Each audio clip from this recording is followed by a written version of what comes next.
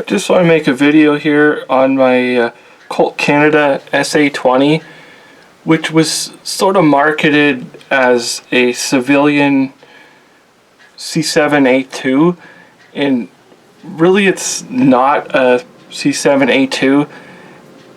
I'm just going to go over, there's nothing really special to it.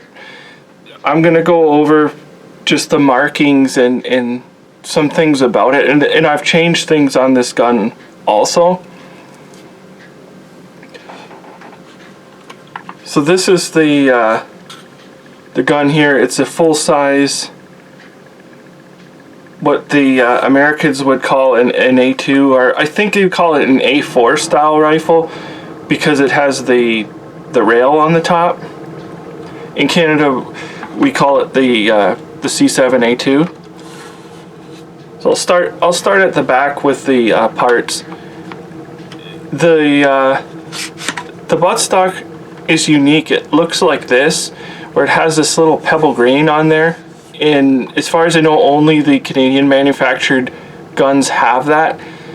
And it also has the butt pad, which is glued right on the stock. It doesn't easily come off. Another thing is the tube. It has this little like reduced part here. I don't know why they stepped it like that. There's really no reason to have it there. I don't know why that's there, but it is there. And then the castle nut here, it's like the older style. It doesn't have the little, for the wrench, it's got the I forget what they call the wrench for the AR stock, but it takes that special wrench. You can't use one of those cheap ones like the armorer's wrenches. They don't. It doesn't have those little like teeth sort of cut into it. It's more like the older style. And then it has an ambidextrous sling swivel mount here, which is unique to this gun. And then other things like your standard forward assist, and it also has a standard charging handle. And the C7A2 has like this really big chainsaw looking latch. It's supposed to be ambidextrous, and it's a great big thing. It's really kind of dumb looking, and for this gun they just included the standard piece. Like, it's sort of like when they made this gun, they took all the cool parts and the cool things from the C7 and they never included it on this civilian gun. So that's the charging handle. And then they came with a Troy backup sight right from the like, that's what they came with, like right from the factory when you ordered them, was the Troy one. I don't know why they picked that particular sight or why they even included it, but that's what they included.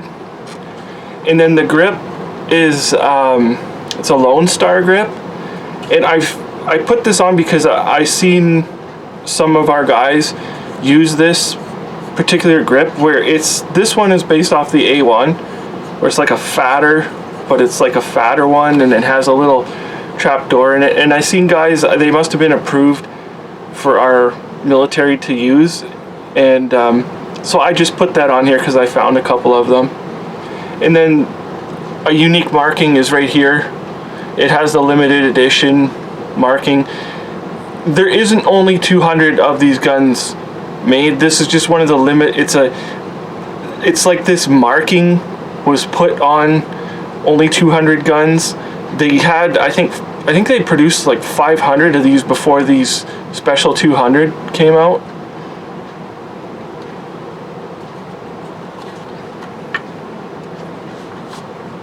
And on the other side, like I just put a standard selector on it.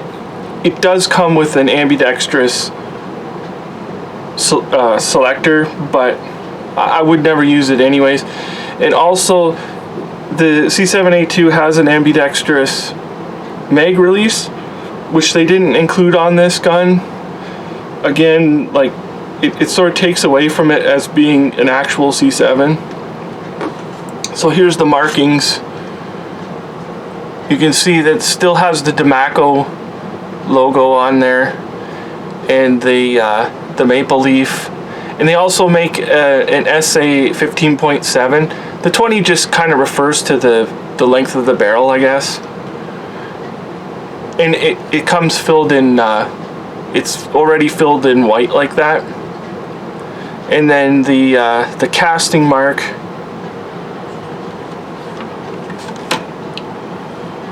The casting mark on the upper is right here. And it uses the key forging mark. And the key is on, you can see it there in the trigger guard area. And the standard button for the mag release. This is all standard. It's a standard Picatinny rail on this gun. Also, it's not like the C7. I don't know if they called them the A1s, but when we switched to the Alcan scopes, they put a proprietary rail on top of the guns, and I don't know how long those lasted, but this is actually a Picatinny rail. And then these are the handguards here. Now, normally the gun will come with a set of handguards like this. Just normal black handguards. But this one here was actually off of a Canadian used rifle from Afghanistan. Some guy, I don't know how he got it.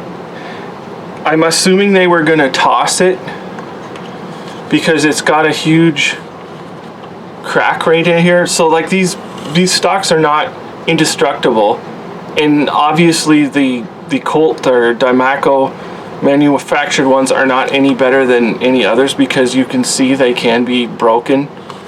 If it's probably dropped on a rock or something and it broke. But that's the handguards I put on it.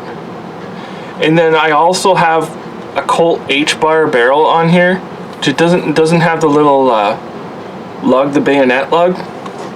And then here's the markings on the H-bar with the 1-in-7 twist. I also changed the, I think it's a True Glow front sight, which I really like these front sights.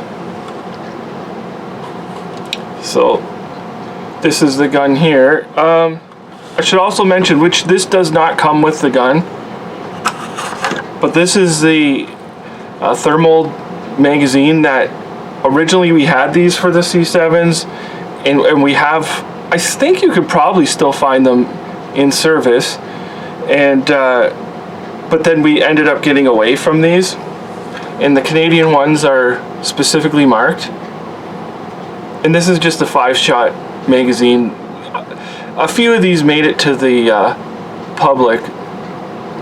They're not incredibly common, but you do see them.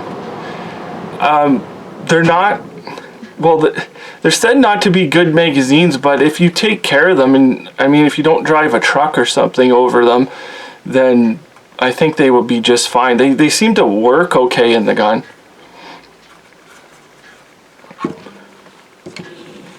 So really, there's nothing else special about it. Like it doesn't come with some of the like proprietary, unique C7 parts, and doesn't come with an Alcan. The backup sight isn't even the Diemaco. There's like a little plastic backup sight that you use with the Alcan. It doesn't even come with that. Oh, another thing, the tri-rail. There's also a tri-rail which fits under the front sight, which is a unique part, and they never came out with it. I don't think they offered it when these guns came out, and so it's not really a copy of the C7. It's more of just like their entry into the AR-15 market at that time.